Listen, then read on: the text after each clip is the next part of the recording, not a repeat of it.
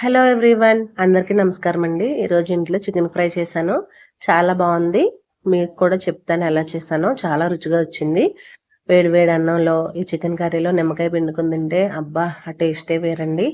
చాలా బాగుంది. చూస్తున్నారు కదా, ఈజీగా వచ్చేస్తుంది తీస్తుంటే. మీకు కూడా చూపిస్తాను, చూసేయండి. ముందుగా మాంసాన్ని శుభ్రంగా కడిగేసి దాంట్లో కొంచెం పసుపు, 2 స్పూన్లు కారం వేసుకుంటున్నాను. మీరు ఎక్కువ తింటానంటే ఎక్కువ వేసుకోండి. అలాగే 1 స్పూను సాల్ట్ వేసుకున్నాను. ఫ్రెష్గా దంచిన అల్లం వెల్లుల్లి పేస్ట్ వేసుకొని ముక్కలకు బాగా పట్టేలాగా కలిపేసుకున్నాను. తర్వాత ఒక నిమ్మకాయని 2 ముక్కలు చేసేసి అందులో ఒక ముక్క మాత్రమే పిండేశానండి. నిమ్మకాయ వేసుకోవడం వల్ల ముక్క సాఫ్ట్గా అవుతుంది, బాగుంటుంది కూడా టేస్ట్. మొత్తం అంతా ముక్కలు పట్టేలా కలిపేసుకొని ఒక అరగంట సేపు పక్కన పెట్టేసుకున్నాను.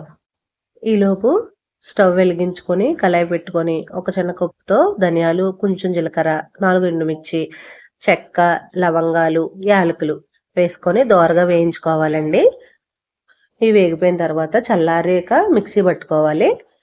తర్వాత అదే కడాయిలో నూనె వేసుకొని చెక్క, 3-4 లవంగాలు, ఒక యాలక అందులో వేసేసి కొంచెం వేగిన తర్వాత ఒక 2-3 మీడియం సైజు ఉల్లిపాయలు కట్ చేసుకొని అందులో వేసేసుకుంటున్నాను. చిలికలే వేసేసానండి. మీరు చిన్న ముక్కలు వేసుకుంటారంటే వేసుకోండి. ఉల్లిపాయలు మూత పెట్టి బాగా మగ్గించుకున్న తర్వాత మనం కలిపి పెట్టుకున్న మాంసాన్ని అందులో వేసేసుకొని శుభ్రంగా వేయించుకోవాలండి. మూత పెట్టేసి మధ్య మధ్యలో కలుపుకుంటూ దగ్గర పడే వరకు కూడా వేయించుకోవాలి.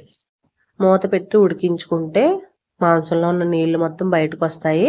ఆ నీళ్లు మొత్తం కూడా దగ్గర పడే వరకు కూడా వేయించుకోవాలండి.